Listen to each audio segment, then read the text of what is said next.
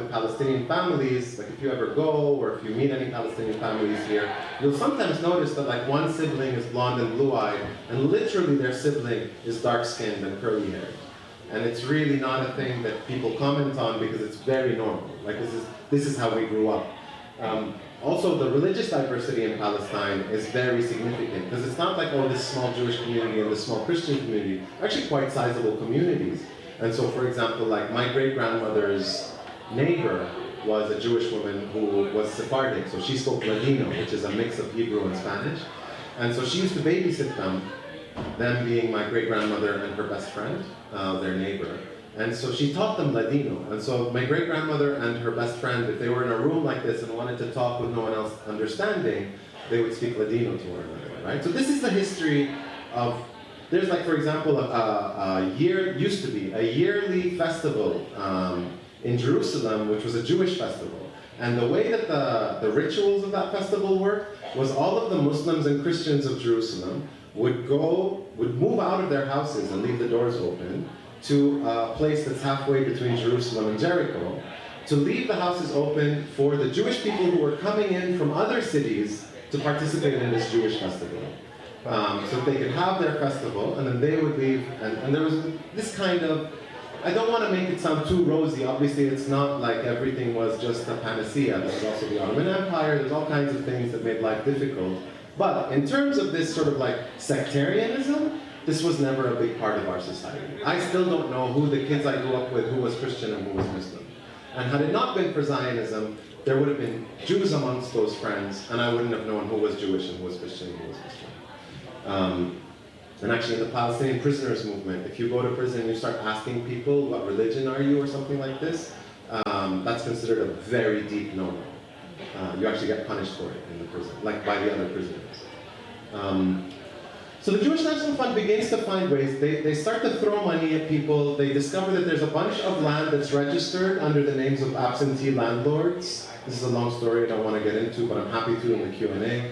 But it's registered under these like very wealthy merchant families in Damascus and Beirut, so they go and give them money. That's how they buy this area here that's called, in English, the Jezreel Valley. In Arabic, we call it Marj ibn Amir, just between Nazareth and Jenin. So whatever land they buy generally in very sneaky ways. Absentee landlords. The other thing, we have the diaries of the Jewish National Fund agent who worked in Tiberias area. So he actually kept very meticulous diaries. So he would talk about how he would recruit people who were ostracized in the community because they committed some very kind of grievous harm to someone in the community, but who still people would be willing to sort of sell land to because it's not selling land to the Zionists. And if somebody was on hard times, they needed to sell the land, and this person showed up. So it was this kind of trickery, and then people discover that, oh shit, that land has been given over to the Jewish National Fund.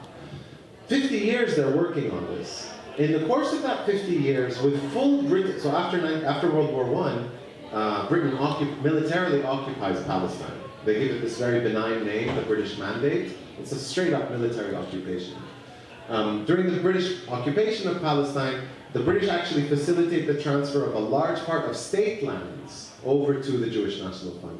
That's why this number of how much state lands controlled in 1947 is very tiny, it's 2%. That's probably smaller than even the most hyper-capitalist countries in the world right now, like the United States. But even with all of this support and all of this trickery and all of this money that's fundraised and all of the efforts to do this, the Jewish National Fund and actually all of the Zionist institutions trying to acquire land acquire no more than 6.7% of the land. Right? A dismal failure in terms of acquiring the whole landmass of the country. Demographics, the main agency that was involved in this is something called the Jewish Agency. And the Jewish Agency is incredibly, incredibly important. The task of the Jewish Agency was effectively to use any means necessary to move initially white Jews from Europe and North America to Palestine. That was their mandate, that was their task, and they became very, very good at it. And one of the main tactics that they would use was actually to kind of harangue and harass Jewish families in the diaspora and say, you are a bad Jew if you don't move to Palestine, right? And I found this out when I first came to the UK and somebody may God forgive them, put me in a debate at the University of Liverpool with the head spin doctor of the Jewish agency. So I was debating this guy, and I was actually really quite stressed because he's a professional spin doctor, and I'm just this little historian. But it turned out like they got nothing. So at some point, I'm making this point about like your entire institution of the Jewish agency is tasked with like basically implementing some notion of a right of return 2,000 years after the Roman expulsion. We were expelled 70 years ago. Why can't, like, just on the same principles you're working on, I should be able to go home. He misunderstood what I was saying. He somehow, it triggered that thing of like, you tell people they're bad Jews. I didn't even know that yet. So this is what he says to me. He's like, no. It's not like, since 1994, we no longer go around to Jewish families and tell them that they're bad Jews if they don't move to Palestine. And I'm like, oh, well, first I didn't know that. And then I'm like to the audience, like, did you catch what he just said? Like, from 1900 to 1994, they would systematically go around to Jewish families and tell them, you're not really a Jew unless you move to Palestine. But it's not just about convincing people. There's a lot of money that goes into the Jewish agency because they'll facilitate your... So remember that example, if you go home tonight and you find out that your great-grandmother was Jewish? These are the people who are going to translate that into your citizenship. So basically you would go to them. When I said you need a rabbi to certify, it needs to be a rabbi on the Jewish agency, like approved rabbi list. And then what they'll do is, let's say you're locked into a lease, they'll help you get out of it. If there's any loose ends you need tied up here, they'll help you tie those up. They'll facilitate your travel to Palestine, facilitate your paperwork with the state. Once you get there, they'll facilitate finding you housing, finding you job, finding you whatever it is that you need in order to get up and running as a new Jewish national citizen of the state of Israel, right? And that has been their modus operandi since the beginning. This institution becomes so important that effectively it becomes the Jewish government for the Jewish community in Palestine under the British occupation. So when the British military governor would want to talk to the Jewish community, they would talk to the head of the Jewish agency. And the head of the Jewish agency was a guy called David Ben-Gurion, and he becomes the first prime minister of the state of Israel. When the Ben-Gurion decides that what we really need, so remember I said first it was an empty land, then it was we'll give them a couple of bucks and they'll leave. That didn't work. The next plan, beginning in the 20s and 30s, was we're going to have to use force. We're going to have to physically expel these people because that's the only way to get rid of them, this indigenous population. So we need an armed force. We need an army. And so when the thing that would later become the Israeli Defense Forces, the Israeli military, starts off as an organization called the Haganah, which is the armed force of the Jewish agency. Right? So this is what becomes the state of Israel, for all intents and purposes. And it's a dismal failure. By the end of the 1920s, they've only managed to get from 60 to 80,000 Jewish Europeans and North Americans to move to Palestine. This is a far cry from exclusively Jewish population and demographics. What changes is, in 1932, the Nazi Party wins the elections in Germany. This changes everything. Because overnight, it becomes completely unsafe for you to be Jewish in Germany, completely unsafe for you to be Jewish in much of Europe in the subsequent years. And so Jewish people are now trying to save their own and their families' lives by going somewhere, seeking safety somewhere else, right? And where do most Jewish people try to go, do you think? It's actually the exact same places where Iraqi and Syrian refugees were trying to go in the last 15, 20 years. US, Canada, Britain, Scandinavia, Australia. And so in 1938, these countries all get together and basically adopt under the name of how are we going to provide aid to Jewish refugees, just like they did with Syrians and Iraqis. But what they actually did was they set up maximum quotas. Right? One of the best books on this period is written by a Canadian Zionist historian called Irving Abella, and the title of the book says it all. The title of the book is None is Too Many. No Jews is still too many Jews. That's the policy that these countries adopt. You actually have stories, documented stories, of Jewish refugees boarding ships, making it to North America, being turned away at every single port, until they're actually sent back to Nazi Germany, and those same passengers end up in the extermination camps. right? These are the fuckers who are now telling us that we are whatever, terrorists or anti-Semites or this kind of nonsense. So basically, if you're a Jewish person trying to flee from the Nazis to save your own and your family's life in the 30s and in the 40s, you have nowhere to go. I think the only places you could try to go were places like Argentina, the Dominican Republic, and through the Jewish Agency, Palestine.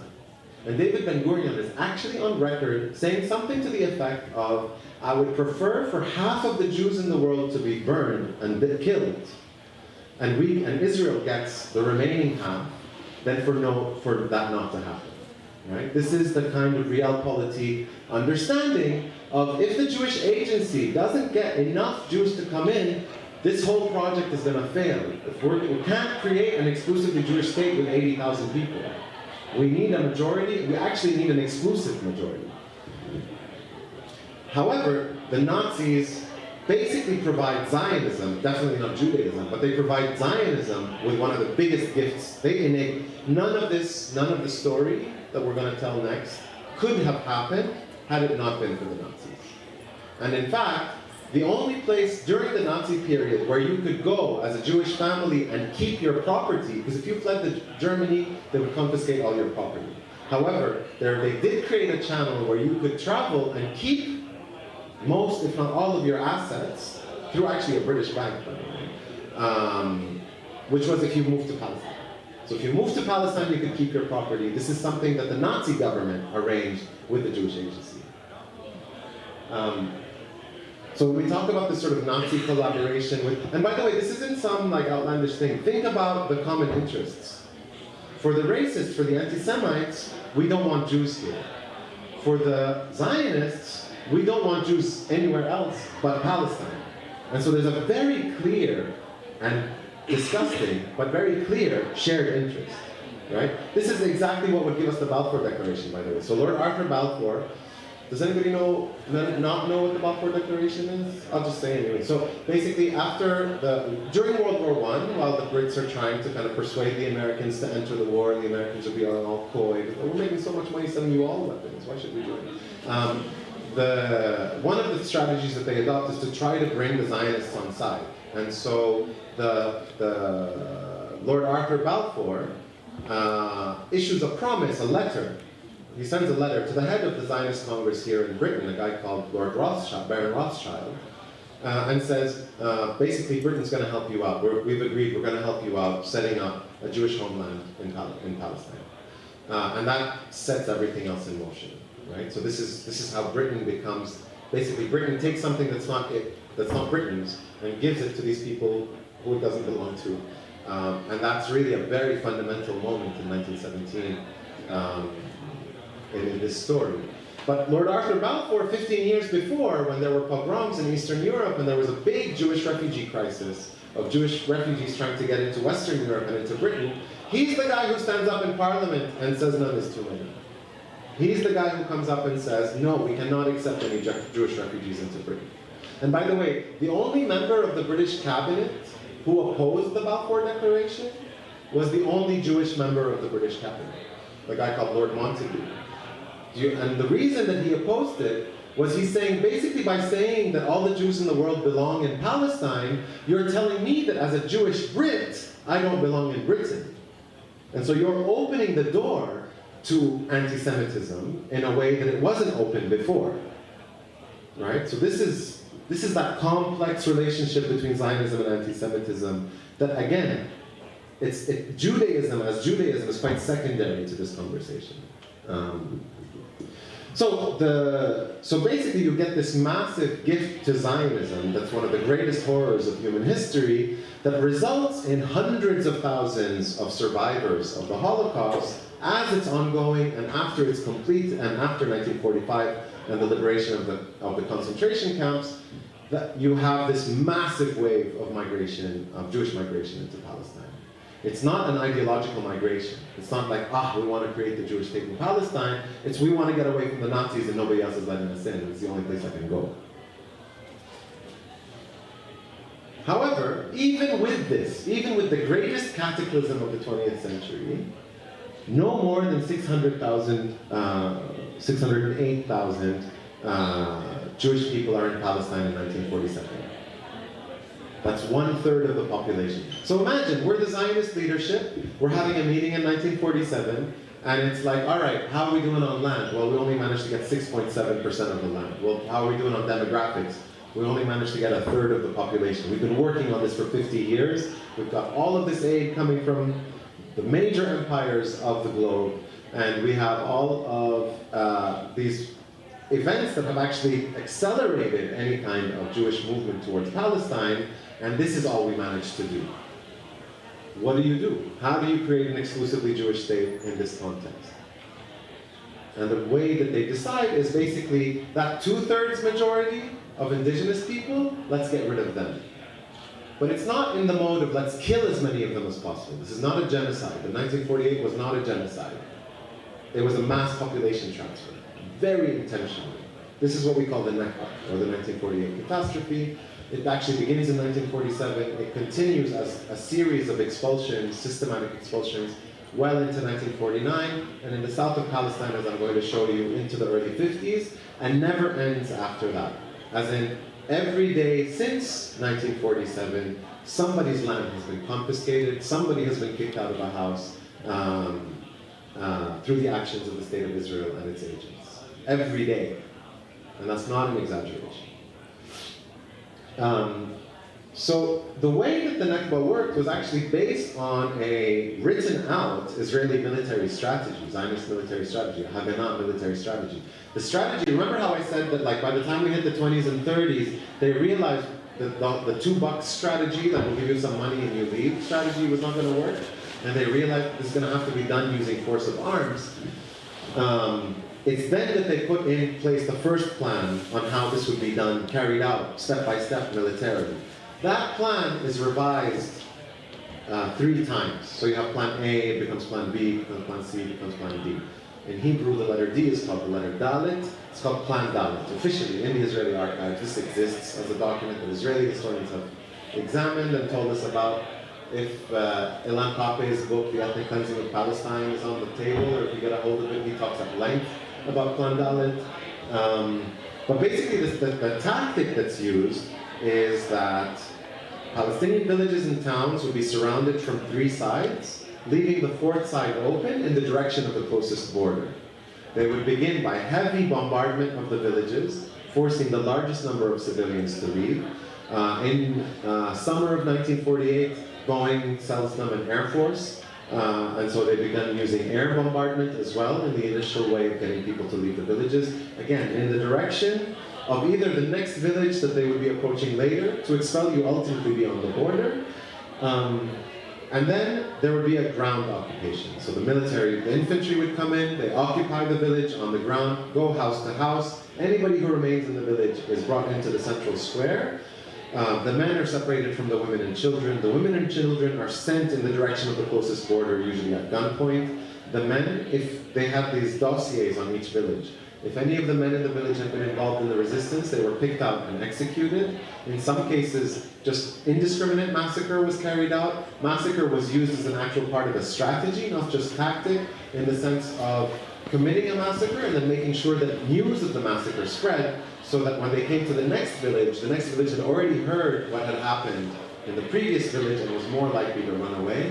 One of the most important of these happens in the Jerusalem district, a village called Deir Yassin, where the Zionists actually inflated the number of how many people they killed, inflated the stories around sexual violence and pregnant women, the same stories that we use when we want to mortify people, right? That we heard just a month ago, that end up being kind of. And then they actually physically paraded the dead bodies in West Jerusalem after the end of the massacre.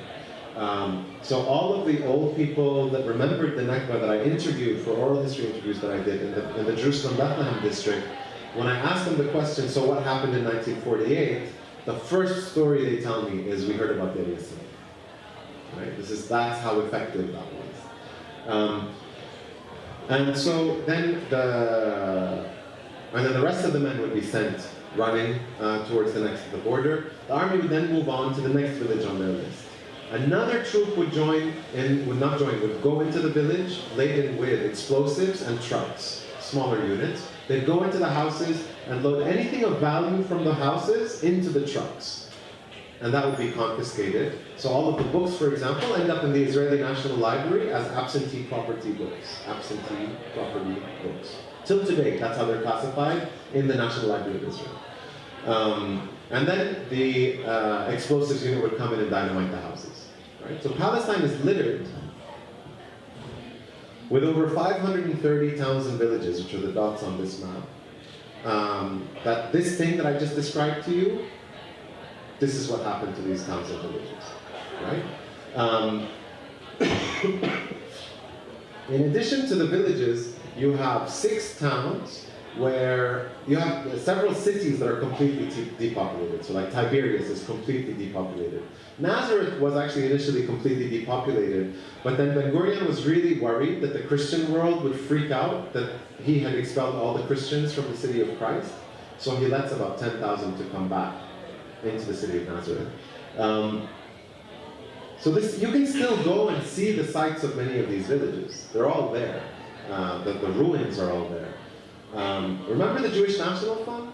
So the Jewish National Fund is actually, remember I said the military commanders would approach a village with a dossier? The dossier would tell them who was involved in the resistance, who were the collaborators with the Zionists in the village, each village, what it was growing, who the big families were, all the intel that you would need to occupy a village. Those were JNF dossiers. So the Jewish National Fund prepared those dossiers. The Jewish National Fund operates in the UK today and in 52 other countries as a charitable organization.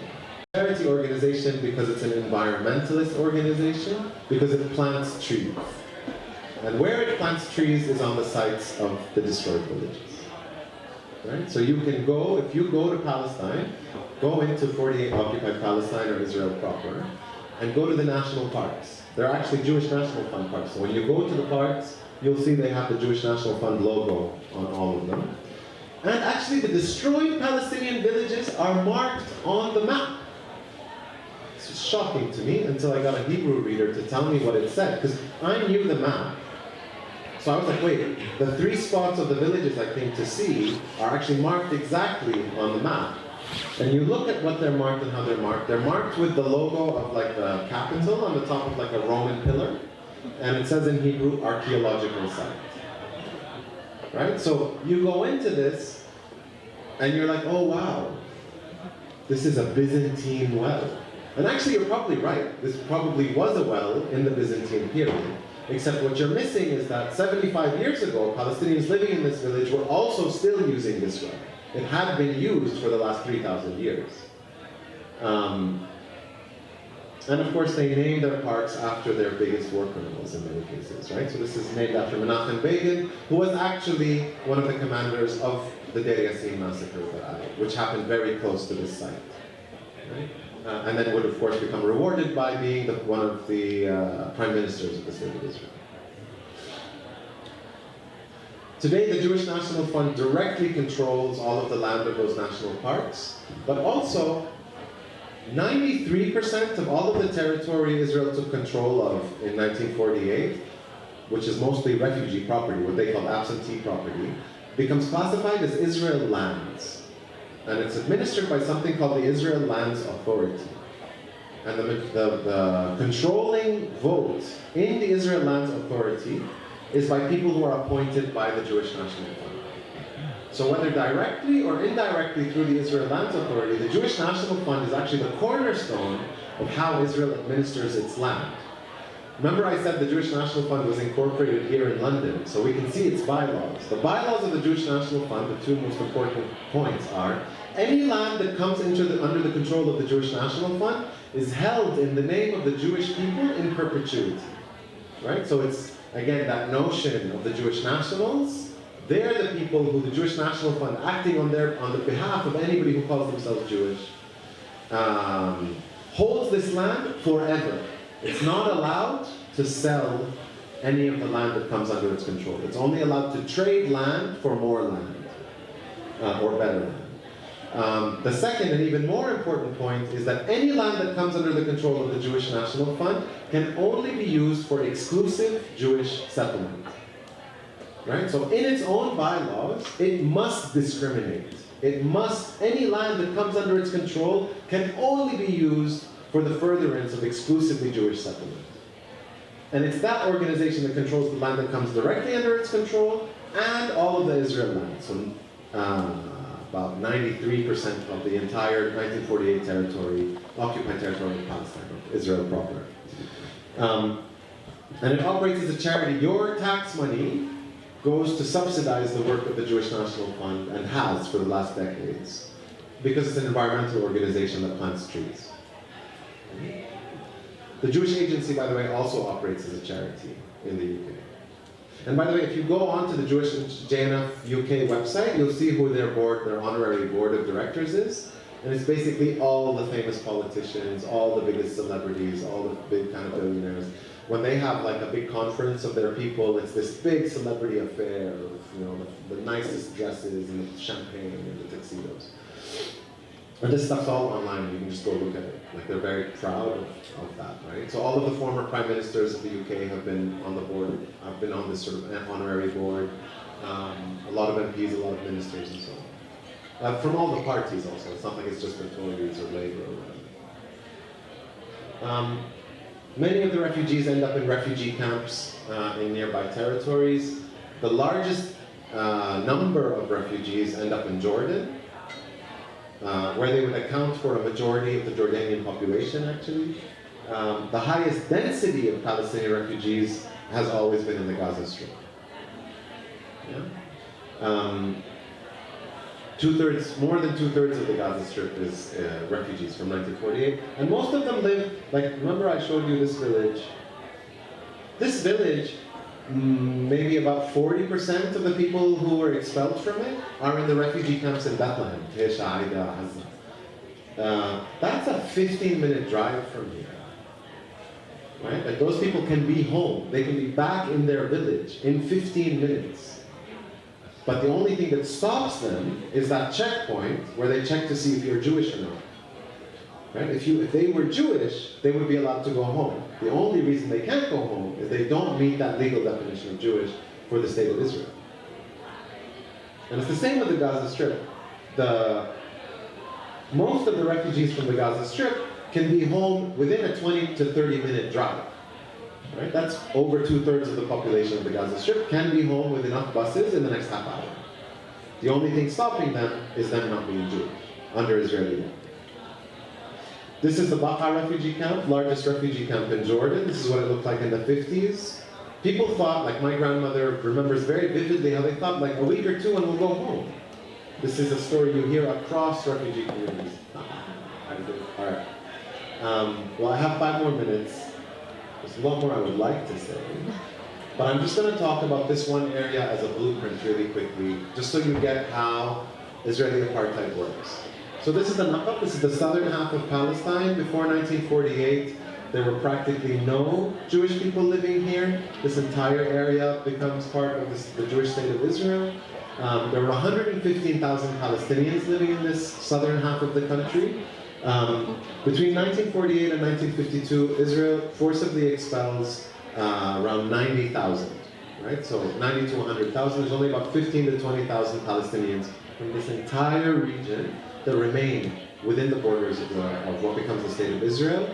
Those Palestinians who manage to remain get Israeli citizenship. So Israel gives them citizenship. And those 15,000 who manage to remain in this area are all concentrated in this area here, which becomes known as the area of defense, Mantiqat al-Siraj. All of the blue dots and the green blobs that you see were villages of either refugees, like internally displaced from other parts of the Naqab, or that existed before. In the mid-60s, so remember, these are people who can vote in Israeli elections, and they can run for parliament even. They can run in the Israeli parliamentary elections. Just so you get a sense of how this works for Palestinian citizens of Israel. In 1966, the Israelis decided that this was too much territory that had way too many Palestinians in it. And so what they did was they issued a law called the Planning and Construction Law. And the Planning and Construction Law is one of the most boring laws in the world. This is a massive document. It lists every moshav, kibbutz, city, town, village in the entire state of Israel. And it zones. It says here we're going to put a road, this is a commercial area, this is an archaeological site, this is a school. It's just a basic ass zoning law. It's one of the most important laws in the state of Israel. Because basically, if your town isn't listed on that law, it doesn't exist. None of these green or blue blobs were in that law when it was first issued. That means that overnight, as soon as that law was passed, they ceased to exist on any Israeli official maps. But it also meant that they couldn't receive any municipal services, no roads, no electricity, no schools, no water, no sewage, no like ambulance comes to your door if there's an emergency. But then the real clincher comes beginning between 1968 and 1982. Israel recognizes 7 of the villages, the green blobs. In Hebrew, they call them the rikuzim.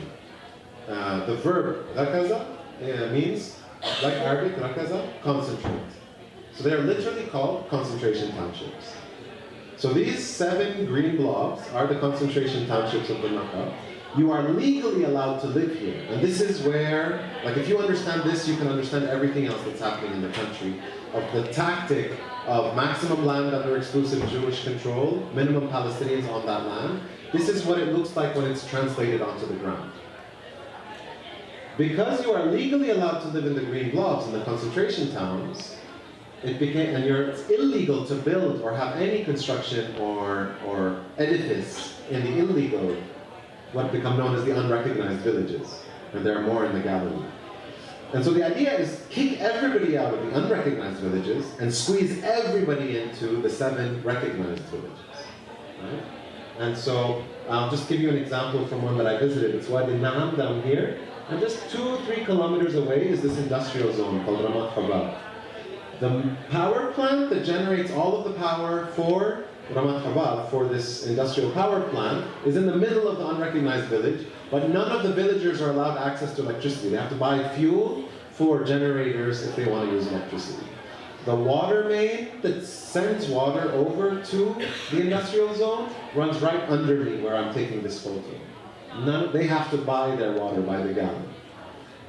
Because the industrial zone, there's 6,000 Palestinian citizens of Israel live in this village when I was there 10 years ago. Because the industrial zone is west of the village, 99% of the year wind blows in from the Mediterranean, and so all of the emissions from the industrial zone, from Ramat Habab, go into the village. 100% of the villagers are ill, with skin disease, respiratory disease, and reproductive disease. Every adult woman in the village has had at least 1 miscarriage in her life. The way that the mayor of the village kind of semi-joked about it, he said the luckiest kid in the village is the one who only has asthma. And any structure that you see here that's not the power station is subject to demolition and has been demolished multiple times. Every week to 2 weeks, there are home demolitions in the unrecognized villages until today. Right? And sometimes it's entire villages. Like they'll come in with the bulldozers and just bulldoze the entire village. But then the villagers will come and rebuild. So now about 50% of the villagers live in recognized villages and the other 50% live in unrecognized villages. Nobody wants to move into the recognized villages because you're basically living in a ghetto. These are shepherds and farmers. When it rains, they farm. When it doesn't rain, they tend to their livestock. You can't do that in the ghetto. And so people really don't want to move into that. But after your home is demolished so many times, there's that kind of pressure. That's the industrial zone out west. And so this is the logic. This is what I want to kind of leave you with. And it's a way to understand the Gaza Strip in there as well. I'll show you how. But basically, if you live outside of the concentration town, then you are subject to demolition and forced eviction and displacement. And you don't get any services, and you basically don't exist. But off in the distance, if you see a minaret, you know that's one of the concentration towns. They're the 7 poorest communities in Israel by Israel's own statistics, but that's because those statistics don't include the unrecognized villages, don't make it into the statistics. You can live and you can pay an electricity bill and you can pay a water bill, and the school bus will come pick your kids from the door of the house, and if you call an ambulance, it'll come to your door and take them. This is one of the starkest stories. This is what's called an individual settlement. So this family, it's one family, and you know that they're Jewish because there are trees, which means that they have access to water. right? They have access to water that they can use to irrigate these plants. This guy actually bought this land, but this is exceptional to this family. His grandfather actually bought the land from a Palestinian villager nearby. The villager who sold the land, the rest of that villager's lands, that title is not recognized by the state of Israel. But the title that was acquired by a Jewish family that bought it, that title is recognized. That family, it's just one family, can grow things, the school bus will come to their door, they have electricity and water, if they call an emergency thing, it'll show up to their door. All of the Palestinian villages around here have none of that, right? And some of the richest, wealthiest Israeli settlements in 48 Palestine are in this area. This is the Homer settlement, it's one of the top 10 richest in terms of socioeconomic data in the Israel Statistical Yearbook. And it's just a kilometer away from the poorest community in all of Israel, recognized community, because unrecognized villages are obviously way worse. So, just to look at this again, if you're Palestinian, you can only legally exist. Remember, that entire southern half of Palestine was Palestinian until 48 and 52. Between 48 and 66, they get squeezed into the fenced area, which is this dotted line in these villages. And then since the late 60s, all the way into the 80s and until today, you're only allowed to exist legally in the green blobs, and everything else is for exclusive Jewish settlement. And the Jewish National Fund is hyperactive in this area, hyperactive. When they say we made the desert bloom, anybody heard this phrase, we make the desert bloom? This is the desert they're talking about. And also a desert is not supposed to bloom, it's a desert. That's called an environmental catastrophe when you try to turn a desert into something that it's not. But anyway, just so we're also clear, and I have a lot more examples about how this exact same logic works in the cities, and then about how it effectively is the blueprint for how the West Bank works. So one artist has made it look like an archipelago. So it's actually a very clear description of what we're talking about. You see those peach areas that are really tiny dotted around this map?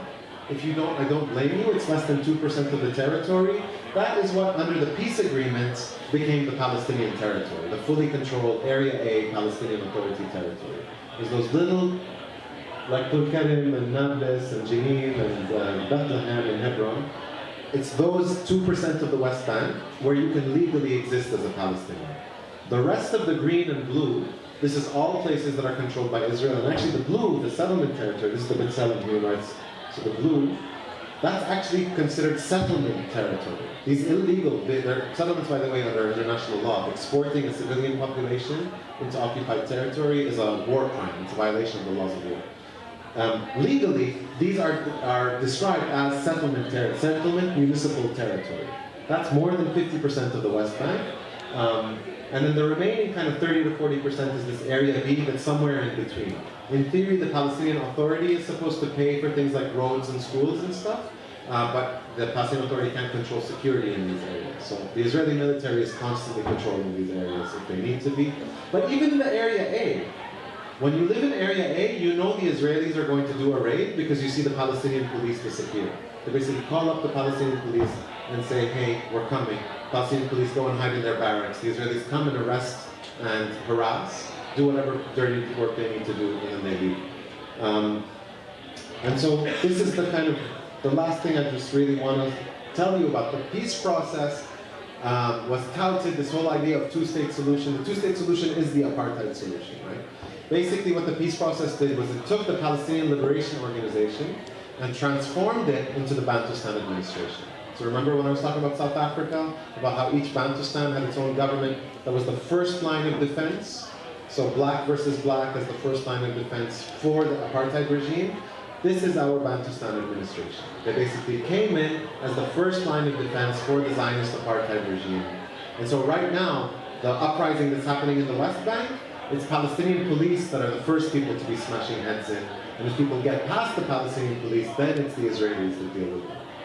Right? And so we're fighting this kind of double occupation in the West Bank. In the Gaza Strip, since 2007, a movement that also was seeking to be another kind of Bantustan administration, but wanted to continue the fight against Israel, Hamas. they end up becoming the prison warden in the Gaza Strip, right? And in some of the toughest conditions that you can imagine, because it's basically, I've told you about how these are, well, now let me just show you. This is the Palestinian village of Qalqilia in the West Bank. Qalqilia sits on top of the largest underground water aquifer in the West Bank. Qalqilia has exported fruit and veg as far as Egypt and Syria and further for the last 3,000 to 4,000 years. In 2003, Israel completed construction of the wall around Qalqilia with only one place, and you can see it on the map, one doorway to enter and exit the city of Qalqilia. Since 2003, Qalqilia imports all of its food because they no longer have any access to their agricultural land. And Israel has access to all of that water for the settlements. So this is the blueprint. So it's the same logic for 48 Palestinians, as Gaza Palestinians, as West Bank Palestinians, and by extension the refugees. We're already out. So we are mission accomplished as far as the Zionists are concerned. For 48 Palestinians, you don't see the physical wall, but you see the effects of that kind of logic. Here you're legally allowed to be. If you leave the ghetto, we'll destroy your house. No water, no electricity, no services. That's for the citizens. It's the same in the West Bank. Here's Qalqilia, all of your villages, all of the land, agricultural land, any small villages that exist outside of that, slated for demolition. You're allowed to legally be in Qalqilia, the Palestinian Authority is watching you. And the Gaza Strip is obviously the biggest example in terms of size, right? The Gaza Strip has a massive defense infrastructure built around it in the form of walls, automated, as a motion detector, operated machine guns, a huge military infrastructure that's built around it, and then this sort of like no-go zone for kilometers in from the wall that just confiscates all the agricultural land. And Palestinians in Gaza are the highest population density anywhere in the world, living in this open-air prison, which is a concentration camp, and for the last month has been an extermination camp, right? Because the prisoners did a prison break. They attacked the Gaza Brigade, which was the military division of the Israeli army that has been making life in Gaza miserable for the last 15 years plus, right? And now they're being punished for doing a kind of land-back prison break through genocidal actions, through mass killing, bombing of hospitals, mosques, churches, asylum centers, UN schools, and so on. All under the pretext that this is going to destroy Hamas, but really, again, it's once again maximum land under exclusive Israeli Jewish control, and get rid of the Palestinians, get them out of here, make them somebody else's problem. That's, some of you have maybe heard, and if you haven't, you should, that the main Israeli strategy in this is to get all of the Palestinians in Gaza expelled to the Sinai Peninsula, so they can become Egypt's problem, and Israel can turn this into a parking lot. I'm going to stop there. My time has been up for a while, but I would like to have some time for questions. Sorry guys, so because we are really tight, maybe one question. There's like 2 more. Yes? Hazem, where can everyone find you and find more information about any future talks you're doing? And what book do you have that you've recently translated? I know these are all leading questions. I'm really honored I got to translate this. This is from one of Palestine's great revolutionary leaders and thinkers, Nassim Kanafani. He tried to write a book that explains Israeli fascism and what happened in the Nakba, and he situates it in what happened in the 1930s, with a very important Palestinian revolution and uprising that happened in the 1930s. And so he does a class analysis of that revolution. So I think it's a very worthwhile read. Following me on Instagram is probably the best way to think, but it's a bit of a weird Instagram account name. So I don't know, can I write it somewhere? I can. So it's S-I-R-A. It's class struggle in Arabic, by the way. Just so you know. So S-I-R-A 36 A-B-A-Q-I. Spell it again. S-I-R-A 36AVAQI. And we're doing a book launch at LSE on Thursday, if you want to hear just a conversation about that book in specific. Thank you. I mean,